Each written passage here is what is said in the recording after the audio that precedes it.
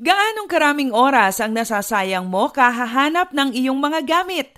Palagi mo bang nami-misplace ang iyong susi, salamin o kaya ay resibong kailangan mong ibigay sa kumpanya?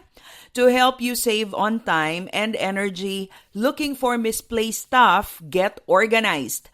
Ang pagiging organisado at masinop ay malaking tulong para hindi ka ma-stress at magamit mo sa productive na paraan ang iyong oras.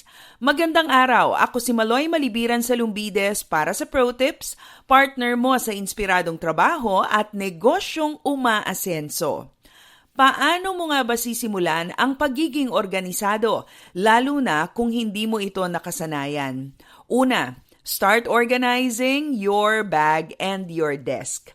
Simulan mo sa maliit na pag-aayos. Make it a daily habit to declutter your bag and your table at the end of every workday.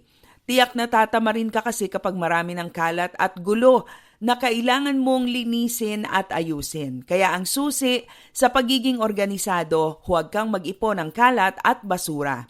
Hanggat maaari, let go of unnecessary stuff gaya ng mga flyers at junk mail na natatanggap mo.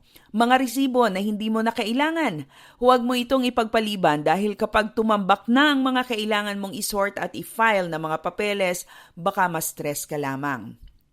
Pangalawa, avoid accumulating stuff when you have very limited space. Minsan, ang dahilan ng pagiging magulo o disorganized ng work area natin ay talagang marami tayong abubot na wala nang mapaglagyan. Iwasang mag-acquire ng napakaraming gamit nang wala ka namang sapat na lugar para sa mga ito. Hindi dapat bumili ng kotse kung wala ka namang garahe. Bili ka ng bili ng damit, wala ka namang espasyo sa iyong cabinet. Saan mo na isisiksik ang iyong mga gamit? When you have very little space for storage, get rid of some stuff before buying new ones. Maglaan ka ng espasyo para sa mga bagong bagay na bibilhin mo. Pangatlo, think of the benefits of being organized. Maraming benepisyo ang pagiging organisado.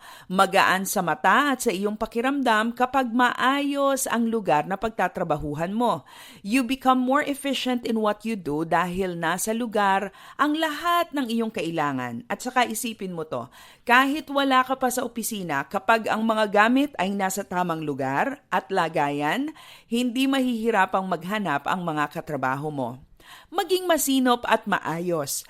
Kahit nga sa Bible ay pinaalalahanan tayo ng kahalagahan ng kaayusan. Ang sabi sa 1 Corinthians chapter 14 verse 40, "But all things should be done decently and in order." Malaki ang benepisyo ng pagiging organisado sa iyong buhay at trabaho.